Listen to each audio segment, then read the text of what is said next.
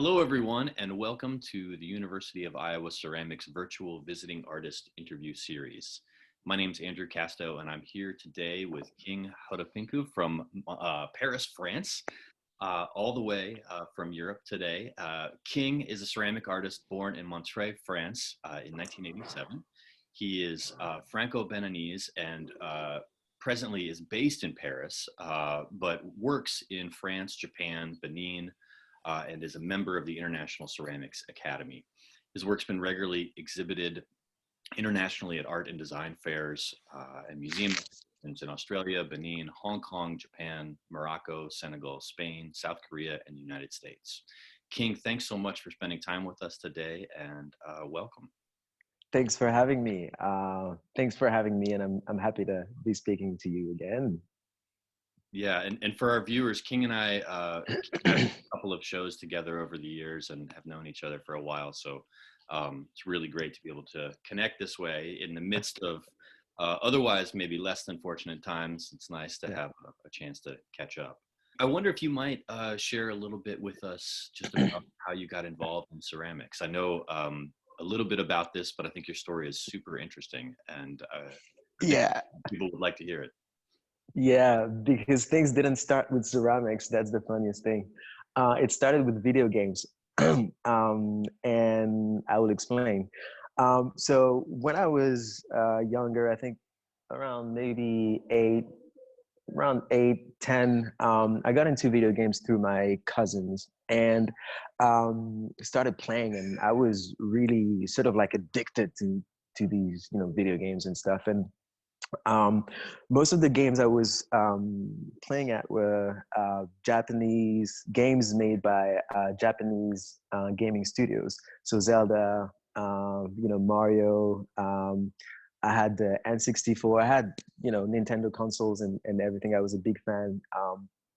And I wanted to know, who are these people that make those amazing games? Like, this creativity is just touched me in a very deep level. And I thought, wow, where do these come from? And I figured all of that came from Japan. I was like, wow, that's amazing. What's Japan? Who are the Japanese people? I'm interested Yeah. in that culture.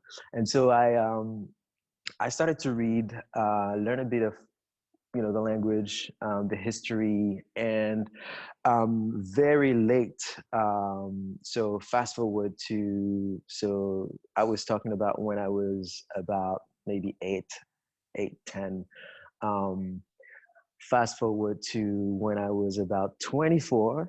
I had the chance to go to Japan, do my first trip to Japan. That was in 2012, and it was just better than in my dreams. And what happened there is that one night, we some of my friends and I, we went out just for casual drinks, and I met a lady there, like a girl, and we were just talking about everything, like the weather and what's your hobby and what are my hobbies and blah blah blah, those drinks talks. Yeah. And she mentioned pottery and she mentioned ceramics. I was like, wow, interesting, pottery, ceramics. And I think it was probably maybe the second time or maybe the first time that I was hearing that word, Yeah. that word caught my attention, ceramics and pottery. I was like, wow, okay. And after that conversation, I started to go around in Japan and read about ceramics, and I found books, and stumbled upon those amazing ceramics from the 6 old kilns of Japan. Yeah. Those very old ancestral ceramics, and I just felt something. I just felt, I don't know. I was touched by their imperfect beauties and the wood firing aesthetics. And I thought, okay, very interesting. Well, ceramics, okay, keep it in mind somewhere, Yeah. in somewhere in your mind. And then I went back to Paris from that trip, and I was sort of like soul searching. Was already I already had a career in communications and media and advertising before, at the time, and I already start a career, and I was sort of like soul searching. And when I came back from that trip, for me, a way to go deeper in that soul searching was to really materialize this search, like use something to somehow to just stop thinking. You have to stop thinking like, King, okay, soul searching is good, but you need to act on this. And that conversation that I had in Japan with this girl came back to my mind. It was like, pottery ceramics, oh cool, well, maybe I should try, and find um,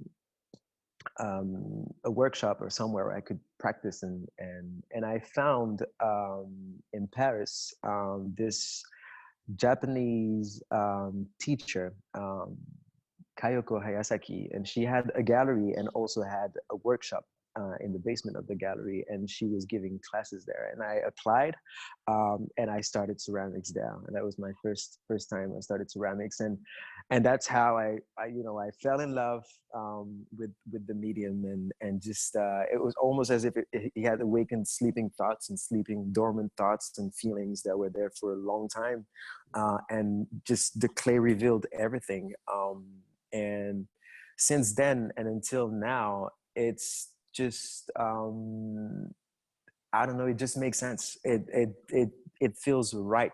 Uh,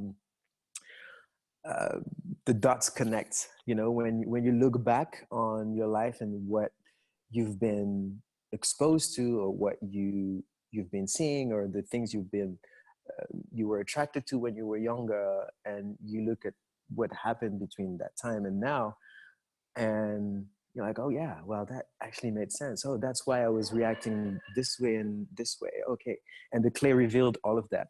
And so that's why after this amazing discovery, I kept on learning, took classes, went to night classes in a school, but I don't have a diploma in ceramics. But I did several night classes, and trained, also had the chance to go to Japan, trained several times in Bizen, which is one of the old kilns in Japan, and just kept going there, and continued my training here in France and in Japan as well. And then things, yeah, developed that way. And then very early on, I looked for a space to start working, and that's how things started. So yeah, quite unusual, but I guess many people have, clay is very welcoming. Basically, clay is so welcoming. I mean, it doesn't discriminate, and it's so welcoming, and I guess whoever is interested in ceramics will be welcome to try, and will be accepted, and yeah, the way. Yeah, I think I'm going to make a wild leap here between the things that you've said and see if you find this relevant. To me, and I know some about how you work and the things you would like. You're a music lover, and you love to dance, right? So like I know from my own experiences in the studio that when things are going right, when I'm in the best spaces, I am no longer thinking, right? Like we are just acting, we are involved with the work in this type of ebb and flow. And because of this moment in time we're in, I'm also playing some video games right now. I normally would not, this is not something I do a lot of, but my kid, Cool. yeah. So we have an old Nintendo Wii, and we've been playing Wii Mario. And so when you were talking about that, I was thinking about how when things are going very well in the video game, you are also not thinking. You are just, sort of on autopilot because you've played the board so many times. And I think you enter maybe a similar type of like flow state, right? Like you're performing a task that Yeah. towards a result. I don't know if it's Yeah. the same or not, but I'm wondering about like this transition from uh, video games and that type of interest into ceramics, and like, Yeah. it seems actually like there are some parallels in terms of what that experience is like when you're in the moment of doing the activity, maybe. Yeah, being in the moment. It really is about being in the moment, and that sort of like state of mind that you reach when yeah, you're so into what you're doing, and you sort of like become one with that thing, and you it's just a yeah, a beautiful way to exercise, I don't know,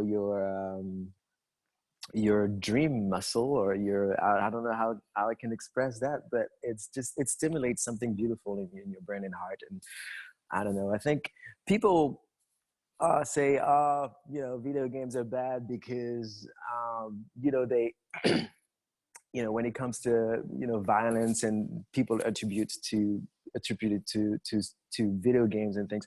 But it's not video games. It really depends on how you how you experience it, how if I weren't inquisitive about what I was doing back then with video games, and like, okay, what are these video games, what am I playing, why am I so into this, questioning these things, um is just a way of doing. And then it takes you further, just the way video games took me to ceramics and making art. That's just, you wouldn't think of that, you wouldn't Yeah. think, you would never think of that. So I think, yeah, that underlines the fact that I think whatever you do, it's not really about what you do, but it's something beyond. And it's also you wanting to question, why you like this thing, why, what's behind it. And it takes you to something else. And curiosity basically is a very, very, very important sort of like engine for one's life, I believe. Yeah, absolutely. Whatever you do. How about your interest and the work you've done in Benin? Can you talk a little bit about that? Yeah, and I'm actually, it's funny because now that I have, uh, should I say, more time? Um, yeah, Different but time, right? Like, yeah, the timing is just different. I'm actually doing some writing about that. So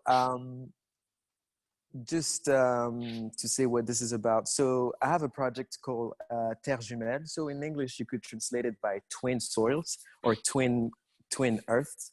Um, and it's a small project that I started in 2016, that is about uh, sort of like creating a bridge between um, the potters and the ceramicists in West Africa, which is the country of my heritage, and the ceramicists in Japan, the potters in Japan, and just bringing them together, and basically just creating this cross-cultural communication and understanding through ceramics. So what I do is each year I go to Benin, and I meet local potters there. There are mainly women, female potters. yeah, I meet them, document their work, do interviews, take pictures. It's like a little bit like journalism or research work, if you want. And then I take a little bit of their clay, and then I travel to Japan with that bit of clay. And then in Japan, I meet another local potter. I document his work, take pictures, interviews, and everything. And then I take a bit of his clay, and then we mix it and we create new works that symbolize that sort of like cross-cultural understanding. Um, and I edit a video and then write text around it, and then that's the project. And obviously, I'd love to go beyond that. And one day, my dream would be, I don't know, who knows, maybe a panel discussion between the local potters in Benin that I have met throughout this project, and the potters of Japan, just together sharing, talking, and maybe showing together. That's my dream. And it's always been my yeah, dream of mine to kind of like link these two cultures, or like make them communicate. One is the culture of my heritage, or my blood, where my parents come from. And the other one is sort of like the culture of, it's sort of like a land of adoption, if you want. Like it's just this other, I don't know, culture that I fell in love with through video games. um and I want to I've always wanted to bring them together, but never really knew how this would happen. It's Yeah. something that I have felt when I was younger, before starting ceramics. And now it's manifesting in this way. And it's so good. I'm so happy about that. And so, yeah, the project goes on. I keep writing on it. And developing, and it's something, I'm showing at the moment at the International Ceramics Biennale in Korea at the moment. So I've got 7 pieces showcased there, made with the clays from different sites in Benin and different sites in Japan, and also on the exhibition space, you can see a screen with videos of me traveling and going to places, and also a map of the different crossings and stuff between Benin and Japan. So yeah. How does how do the clays mesh together? I mean, I wonder about like, from a ceramic standpoint. I know it's not necessarily about the technical aspects of it, but I'm wondering just like, do they? Is it too I mean, can you make it work? I mean, you must be able to. I guess you're doing it. So Yeah, it does work. Basically, I mix 50-50. yeah, It's 50-50. And most of the works have been fired at high temperature, and mostly in Japan. So it's always been from Benin to Japan. yeah, And so, took the clay in Benin and brought it to Japan and mixed it with the Japanese clay and then fired it in Japan at high temperature. And so the firings have always been slow, like very slow. It's always been very slow firings. yeah. So I guess that's also like one aspect that makes it that, it doesn't, it's not too brutal. Like the temperature rise is not too brutal, and that the firing, that the piece comes out, neatly. I was also I But was yeah. also thinking about how like, and I guess I'm making assumptions here, but I would assume that the clay from Africa is mostly like earthenware, lower temperature clay. Well, that's what you think. That's what But, you think. but there's Yeah, other that's what you clay. think.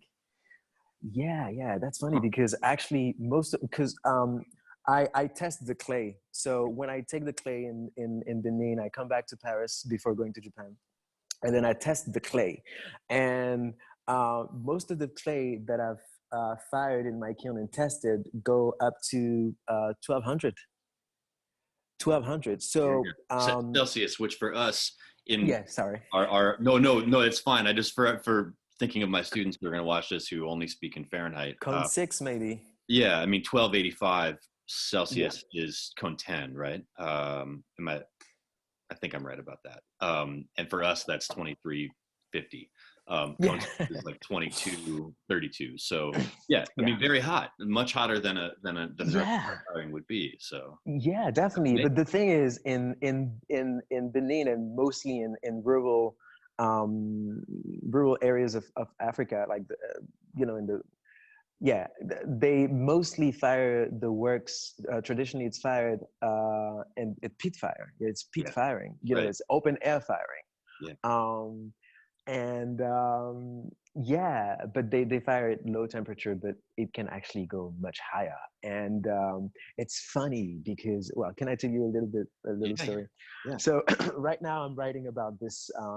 So the last location I visited in Benin was well, it was in the south of Benin, near Abomey, which is the old capital of Benin. Mhm. Uh, and there, the site I visited, when I entered the site, it was this big complex outside. I entered the site and I saw a big kiln, like brick, a brick kiln there, that was taking like maybe a quarter of the whole space, the whole like the whole space. And I was like, wow, do they do things differently here? Do they actually fire their works in closed environment in a wood kiln? Mm. And it was actually a Belgian delegation that Huh. came in 2005 to build a kiln in at this pottery center for the women to fire at high temperature. But since 2008, the women have been trying to fire their works, and it's never worked.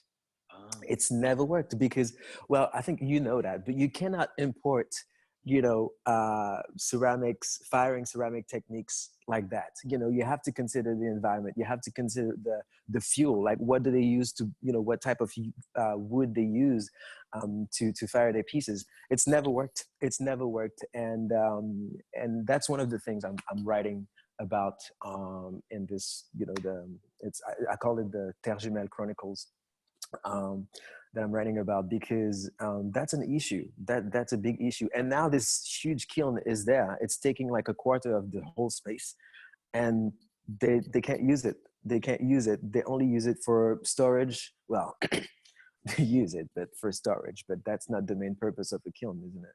And it's just taking so much space. And yeah, that's one of the stories you find when you do this adventure thing, between both Yeah, countries, and it's just interesting. I'm sure. Yeah, that's fascinating. So let's see. I should also ask a little bit about your own process there in the studio, where Yeah. you are now, and the making process in the works that you show in Paris and Wow. elsewhere here too. Wow, I don't know. It's there's so much. Yeah, yeah. Well, most of my works are thrown on the wheel. First of all, I throw my works mostly on the wheel. I started with wheel throwing and pottery, so that will always stay with me. And Yeah. I think the charm of it and the beauty of it is just you could go on about it for hours, Mhm. and the feeling of making works on the wheel is just amazing. So most of the works start on the wheel, and then I let the clay dry a little bit, and then I build around the base shape, Yeah. adding clay, different types of clay on the piece, then let it rest, and then bisque firing, and then well, the usual bisque firing, and then glaze, and then sometimes I will fire pieces maybe 5 times. It depends. But yeah, mostly this, but things have changed a little bit, Hmm. a little bit. I've been using spray paint now. Oh, Yeah, I've been using spray paint to get some effect. I mean, I'm not a glaze master, I'm gonna be honest. And um just yeah, I found new ways of coloring the works. I don't know if I can show around a little bit. yeah, yeah. Please do. Yeah, Yeah, can I? absolutely. Yeah. So um one of my latest works is this one. So I'll show you like this. It's this piece. Can you see? Yes, yes, yes. So this is well, glaze, a blue glaze, Uh-huh. and then this is spray paint. Yeah. And the finish and the textures are very different, but it just works. It just works. And this piece is actually a mix of fluor paint beneath, and then a normal blue paint onto it, and it's all sprayed. Yeah. And I've started using this process, and I've got other pieces. So this piece is actually 2 blocks. So I make one block here, and then Yes. another one in here, and then I put them together and fire them together, and so the glaze sticks the whole thing. So yeah, so these are different parts. um, yeah, so they're waiting. So yeah, so the base of these works, so this is a base, for example, this is Yeah. another base, this is a top. I see. um, Okay, I see. Yes. the base for these works are mainly sort of like dry and acrylic painted. Yeah. So yeah, I've started using this new process, and also adding pieces, so making pieces separately and then putting them together. So this is quite new Yeah. as a process, but a lot of things stay from how I usually work. Everything is thrown on the wheel. That's the thing. Yeah. Like everything that you see here is thrown on the wheel. Yeah, I've got another one that didn't come out really right. I'm not really happy with this one, but you can see much better here because there's a better light that, Yeah. there's one part here, one part here, one part here, and then I Yes. stick them together and I fire them together.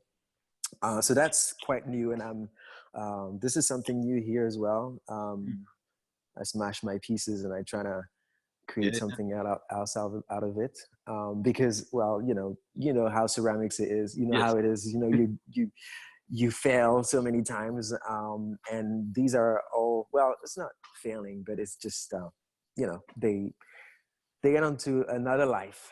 Yes. So I have all of these to smash, to create something new out of them. Yeah. So this is another idea, and this drawing, this shape is based again on these new shapes that I've been working on, Yeah, it's like really this wonderful one. to see this evolution of the work for you. I mean, I've seen that blue one that you showed us first, I think maybe Yeah, on your Instagram, and yeah, it had so much presence that I actually assumed it was much yeah, bigger.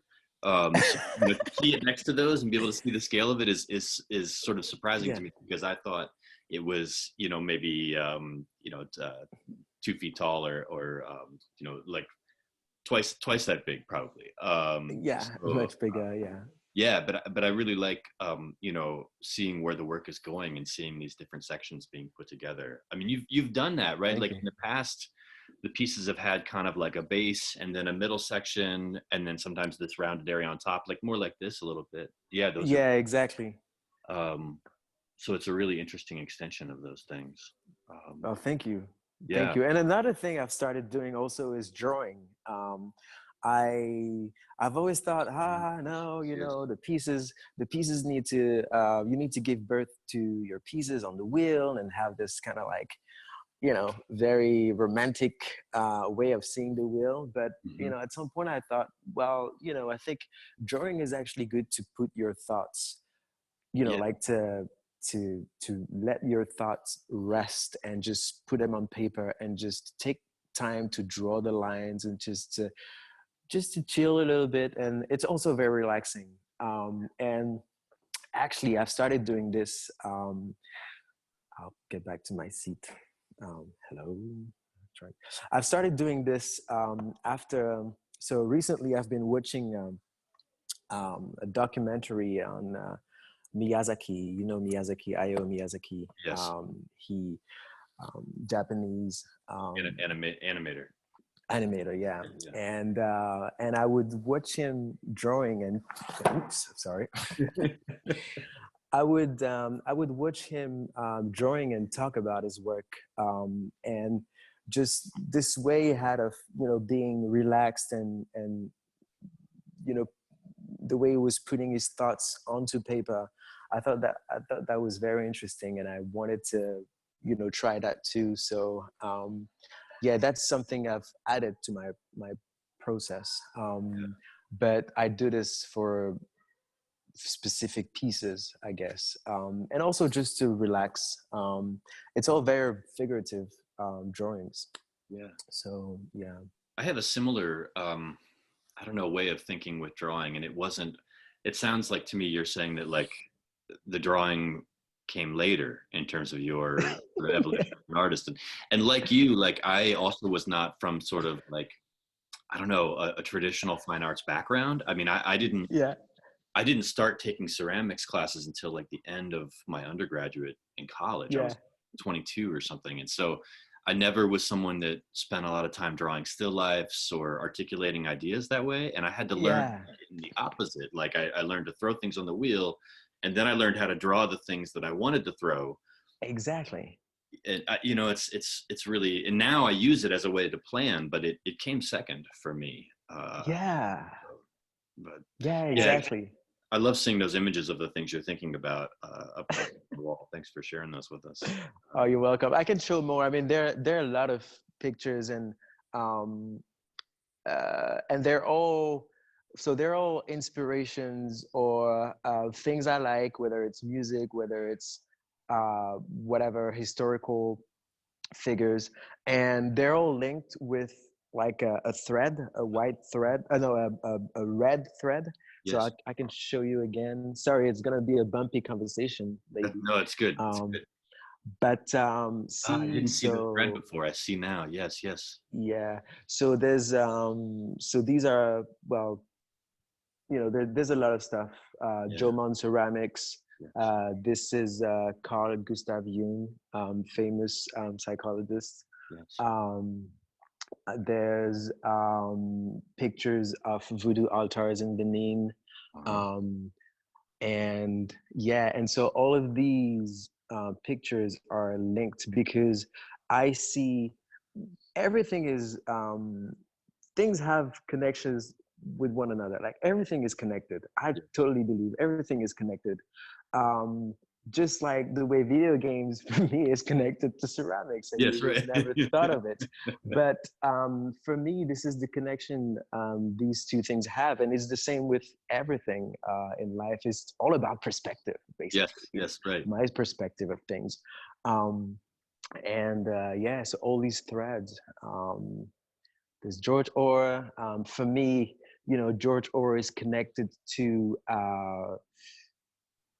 Gwen Henson Piggott Yeah, yeah, yeah. somehow because um, I did two exhibitions, sort of like that were tributes to these, you know, highly regarded figures Yes. in the ceramics world. So for me, they're connected. This is how I connect with them. But they also connect with Glenn Barkley because, Glenn was Yeah. the creator of the show in Australia on Gwen Yes. Henson Piggott, and he was also on the George Orr show. So yeah, they are connected, and this wall it's updated all the time, Yeah. um, all the time. I printed something new to put on it today, Nice. and it's also connected to the world map. The world map. Yeah. Yeah, so It's yeah, wonderful this to see is your thought process sort of like that spread out for us. Yeah, it's awesome for us to get to see welcome. how your mind works. Yeah, yeah, it's quite hectic. You can actually see that all these red threads going over everywhere. Sometimes it's almost this is almost like the same way I speak. Sometimes I go from one topic to another, and I don't stop. So it's almost the same. Yeah, but that's So me. I wonder about, yeah, it's great. I wonder about we had talked about maybe sharing an object with us that you might have Yeah. there meaningful to you, and you've said a lot about like things that are interesting to you. But do you have something we could see to learn a little bit about the objects you use or that you're thinking about presently? Yeah. Well, right now, because I'm drinking tea out of a cup that I bought in Mashiko, Japan. So Mashiko is known for being the hometown of Shoji Hamada, the Hamada family. This picture, And this picture was on your wall. Um, yeah, you had a picture of him on the wall. Also, I think I saw it there. yeah, I do.